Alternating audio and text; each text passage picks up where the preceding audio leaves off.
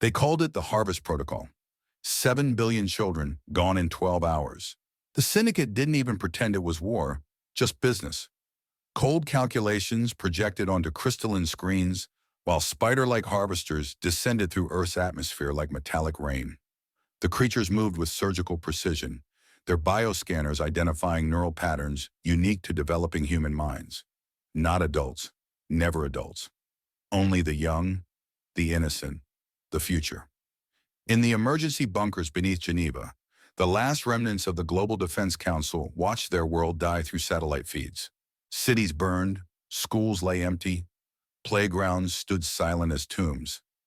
The alien broadcasters didn't gloat, they simply explained. Human children possessed a rare neurological plasticity that made them ideal for consciousness transfer. Living batteries for immortal minds. The syndicate's eldest members, some over 10,000 years old, needed fresh vessels to continue their existence. The transaction was final. Earth's children for galactic membership. Take it or be sterilized. But Earth didn't scream. Earth didn't negotiate. Earth went quiet. For 72 hours, no human transmission left the planet. The syndicate's monitoring stations detected only static. Their harvest ships completed their work and departed, cargo holds full of sleeping children in crystalline pods. Mission successful. Payment delivered. Then the silence broke.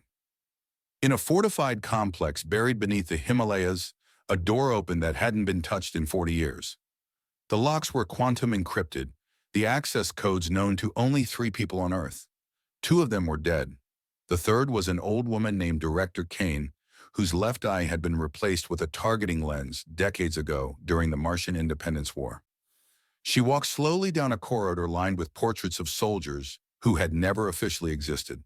At the end, 2 chambers waited, both sealed, both marked with warnings in 17 languages, both containing something the galaxy had forgotten humanity could create. The first chamber held a man who had been sleeping for 37 years. His body was preserved in cryosuspension, but his mind had been elsewhere, training, hunting. Learning every species in the known galaxy had weaknesses. When the thaw cycle completed, he opened pale blue eyes that seemed to hold winter itself. "Hello, Marcus," Director Kane said. "We need the wolf." The second chamber was different. No cryopod, no life support, just a simple metal chair and a figure that hadn't moved in 4 decades. The woman who sat there wasn't sleeping. She was waiting. Her dark hair had grown long enough to touch the floor. Her hands rested on her knees like prayer. When Director Kane entered, she spoke without opening her eyes. "The children are gone. All of them, Vera. Every last one." The woman, Vera Thorne, the last executioner, finally looked up. Her gaze was steady, patient, terrible. "Then it's time to collect the debt." The syndicate had ruled 47 star systems for 3 millennia. Their capital, Nexus Prime, was an artificial moon the size of Jupiter, housing 12 trillion sentient beings. The ruling caste lived in towers that stretched into space itself, their consciousness flickering between cloned bodies as easily as changing clothes. They were gods of flesh and technology, masters of death and rebirth. They had made one mistake. They had touched Earth's children. The first sign came 18 months after the harvest. A syndicate archaeological team vanished while exploring a dead world in the Kepler system. The search party found their ship intact, life support running, meals still warm on the table. But the crew was gone. All that remained was a message carved into the metal wall. The wolf remembers every scent. The second incident occurred 3 months later. A syndicate research station studying neural extraction techniques went dark. When investigators arrived, they found the facility's defenses had been bypassed without triggering a single alarm. The staff of 300 was found in the central laboratory, each one arranged in a perfect circle, hands folded, eyes closed. They looked peaceful. They looked like they were sleeping. At the center of the circle, a single white flower had been placed. Its petals were artificial, crafted from some unknown metal that radiated cold. Attached was a note in perfect syndicate script. "The executioner grants mercy to those who serve. The architects will receive justice." The pattern continued. syndicate outposts, research labs, harvesting stations. Each one found empty, each one marked with symbols that made no sense to alien minds, but told a story humans understood. The hunt had begun. On Nexus Prime, the Syndicate's inner circle convened in their council chamber, a sphere of living crystal that floated in the void between dimensions. 12 beings sat in judgment, their forms shifting between flesh and energy as their consciousness danced between bodies. "The humans are retaliating," said Archon Vex, his current form resembling a tall, elegant humanoid with silver skin and 3 eyes. "Their methods are crude but effective." "Impossible," replied Matriarch Thess, her body a collection of flowing tendrils that sparkled with bioluminescent patterns. "Our intelligence indicated they had no deep space capabilities, no weapons that could threaten our installations." "Then explain the losses." Vex gestured to the holographic display showing 17 dead facilities. "Explain how they're moving undetected through our territory." The eldest of the inner circle, a being so ancient it had forgotten its original form and now existed as pure consciousness, housed in a crystalline matrix, pulsed with irritation. "They are insects, barely evolved primates with delusions of importance. Increase security. Deploy the Reapers." But the Reapers found nothing. Their bioscanners detected no human DNA, no technological signatures, no thermal readings. It was as if the attacks were being carried out by ghosts. The truth was simpler and more terrifying. The attacks weren't being carried out by ghosts. They were being carried out by something that understood what ghosts were. Marcus Kane, the Pale Wolf, had been genetically modified over 2 decades of classified experiments. His bones were reinforced with titanium mesh. His nervous system had been rewired to process information at superhuman speeds. His blood carried nanobots that could repair tissue damage in real time. But the most important modification was psychological. He had been trained to hunt things that didn't exist. The program had been called Project Mythmaker, designed to create soldiers who could infiltrate enemy territory so completely they became part of the landscape. Marcus had spent 15 years learning to move like shadows, to think like prey, to become something that predators would overlook until it was too late. Now he drifted through Syndicate space in a ship that registered as cosmic debris on their sensors. He studied their facilities, learned their routines, identified their weaknesses, and when the time was right, he struck. The Syndicate's greatest strength was their immortality. They had lived so long, accumulated so much knowledge, that they had forgotten how to be afraid. Fear was a biological response, and they had transcended biology centuries ago. Marcus reminded them what fear felt like. He would appear in their facilities like a whisper of winter wind. Security cameras would malfunction. Automated defenses would turn on their operators. And in the chaos, he would move through their ranks like a plague of efficiency. The Syndicate soldiers would find their weapons disabled, their communications jammed, their escape routes sealed. But Marcus didn't kill them. That wasn't his job. He simply prepared the way for the one who would. Vera Thorne was something else entirely. Where Marcus was a soldier, she was a force of nature. Where he was trained, she was born. The last executioner had been created during Earth's darkest hour, when the old governments had fallen and chaos ruled the streets. She was the answer to a single question. How do you stop monsters that can't be killed? You create something that can kill anything. Vera's modifications were more fundamental than Marcus's. Her DNA had been rewritten at the cellular level, combining human intelligence with predatory instincts that had been extinct for millions of years. She could track prey across star systems, following traces of neural activity that most technology couldn't detect. She could survive in environments that would kill normal humans within seconds.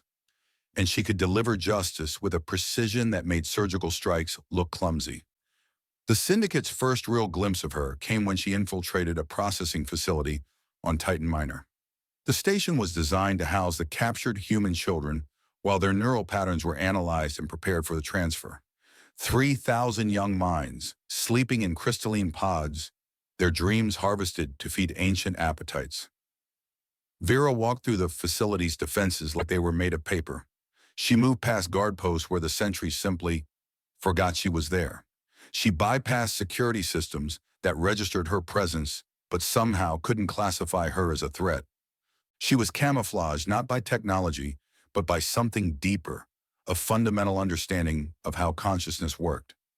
In the central processing chamber, she found them, row upon row of sleeping children, their minds trapped in artificial dreams, while machines probed their neural patterns. The sight should have driven her to rage. Instead, it made her perfectly calm. Ting, she began to work. The syndicate technicians monitoring the facility noticed the anomalies first. Neural extraction rates dropping, dream patterns shifting. The children's brain activity was changing in ways that shouldn't have been possible while they were sedated. Then the alarms began screaming. The pods were opening.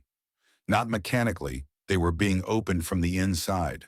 The children were waking up, their minds somehow protected by patterns that the syndicate's machines couldn't penetrate. One by one, they sat up, looked around, and began to move with purpose. In the control room, Vera appeared like a shadow given form. The syndicate technicians turned to face her, their multiple eyes and sensory organs trying to process what they were seeing. She looked human, but she moved with the fluid grace of something that had never known doubt. Her dark hair fell around her shoulders like a curtain of night. Her hands were empty, but somehow that made her more dangerous. "You took them while they were sleeping," she said, her voice carrying the weight of absolute certainty. "You thought that made them helpless." The lead technician, a spider-like creature with 12 arms and a crystalline carapace, gestured frantically at the security controls. "Impossible! The neural dampeners are still active. They cannot be conscious." Vera smiled, and it was the smile of someone who understood secrets that civilizations had forgotten. "You never learned to dream properly. That's why you needed to steal theirs." The children were moving through the facility now. Their young minds somehow networked together in ways that transcended the syndicate's understanding. They moved like a single organism, each one knowing exactly where to go, what to do, how to help their friends. The syndicate's guards found their weapons malfunctioning, their communications cut, their escape routes blocked by groups of 8-year-olds who worked with surgical precision. "Who are you?" the technician whispered.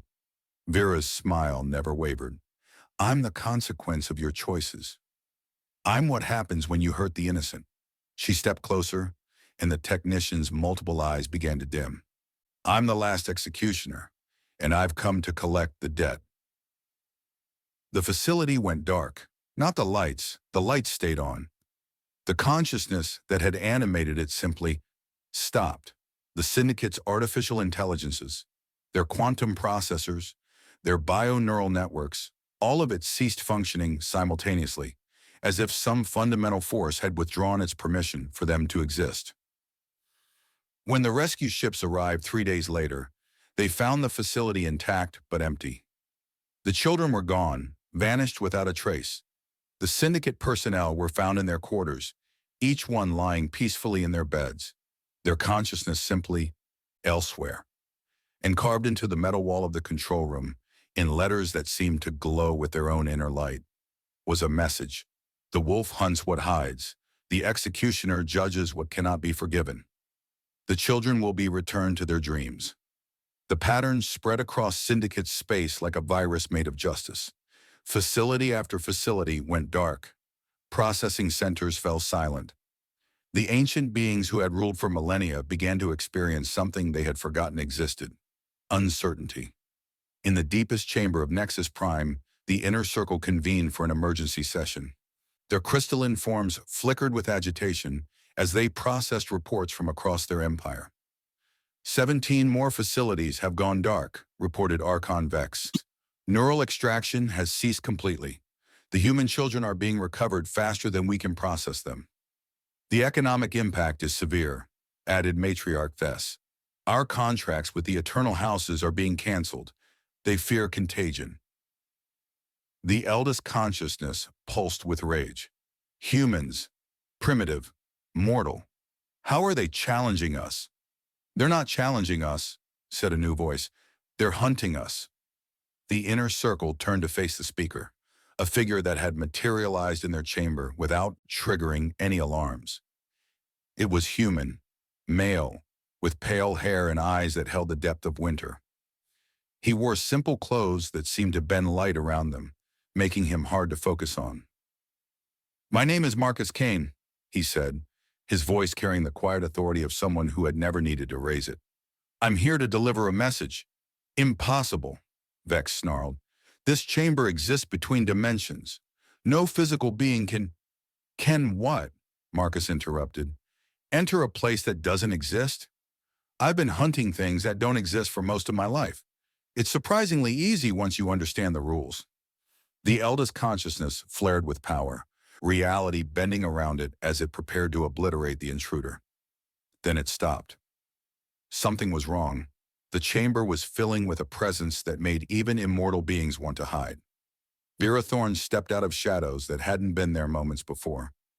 She moved with the fluid grace of a predator who had never known fear, her dark eyes taking in the assembled beings with the patience of someone who had all the time in the world.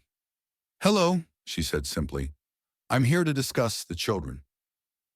The inner circle's forms flickered with uncertainty. They had faced armies, destroyed civilizations, outlasted the birth and death of stars. But the two humans standing before them radiated something that transcended power. They radiated inevitability. "What do you want?" whispered Matriarch Thess. "Simple," Marcus replied. "All of them, every child you've taken, from every world, in every system. Return to their families, unharmed, unchanged, with memories of this as nothing more than a bad dream. And if we refuse?" Vera's smile was gentle, almost maternal. "Then the pale wolf will keep hunting your people until none remain, and the last executioner will ensure that your consciousness, your precious immortality, becomes something you'll wish you could escape." The eldest being pulsed with fury. "You threaten us? We are eternal. We have ruled for as long as you were allowed to," Vera interrupted. "But every permission can be revoked. Every rule can be changed. Every tyrant can be taught humility." The chamber fell silent. Around them, the space between dimensions began to shift, reality itself seeming to acknowledge that something fundamental had changed. "You have 48 hours, Marcus said. "After that, we stop being polite." "This is war," Vex declared. "No," Vera replied, her voice carrying the weight of absolute certainty. "War is between equals. This is justice." The two humans began to fade, their forms becoming translucent as they prepared to depart. But before they vanished completely, Vera spoke one last time. "Oh, and gentlemen, ladies, ancient consciousness that pretends to be wise," she looked directly at the eldest being. "When you're lying in whatever passes for your beds tonight, remember this. We found you here, in your most secure chamber, between dimensions, protected by technology you think we can't understand." Her smile became something beautiful and terrible. "If we can find you here, we can find you anywhere. Sweet dreams." They vanished. The inner circle sat in stunned silence for long moments. Then, slowly, they began to realize what they were feeling. It was an emotion they had thought themselves incapable of experiencing. Fear. Within 36 hours, the syndicate began returning the children. Not all at once. That would have been too obvious an admission of defeat. But gradually, quietly, the young minds began appearing in medical facilities across human space. They woke up slowly, their memories of the ordeal fading like the remnants of nightmares. The official story was that they had been found in abandoned facilities, left behind when the syndicate restructured their operations. No one mentioned the wolf or the executioner. No one spoke of the hunt that had brought gods to their knees. But in the deepest archives of Earth's military intelligence, a file was updated. 2 names were marked as active for the first time in decades. And in the margins, someone had written a note in careful handwriting. "The children are safe. The monsters remember what monsters fear. The debt is paid, but the collectors remain." Somewhere in the void between stars, Marcus Kane piloted a ship that existed in the gaps between sensor sweeps. He was heading home, but he knew it was only temporary. The galaxy was vast, and there were other predators out there. Other species that preyed on the innocent. They would learn eventually that some things were protected, some lines could not be crossed, some debts could not be escaped. And when they did, the pale wolf would be waiting. In a garden on Earth where children played in the afternoon sun, Vera Thorne sat on a bench and watched them laugh. Their joy was pure, untainted by the knowledge of what they had survived. She had made sure of that. A young girl with dark hair ran up to her, holding a drawing she had made. It showed a woman with kind eyes standing guard over a group of children, while wolves kept watch in the shadows. "This is you," the girl said proudly. "You're the lady who keeps us safe." Vera smiled and gently touched the child's face. "That's right, sweetheart. That's exactly right." The girl ran back to her friends, and Vera returned to her quiet vigil. The garden was peaceful. The children were safe. And somewhere in the darkness between stars, ancient beings who had forgotten how to dream learned to remember what nightmares felt like. The hunt was over. The hunters remained. And in the end, that was enough.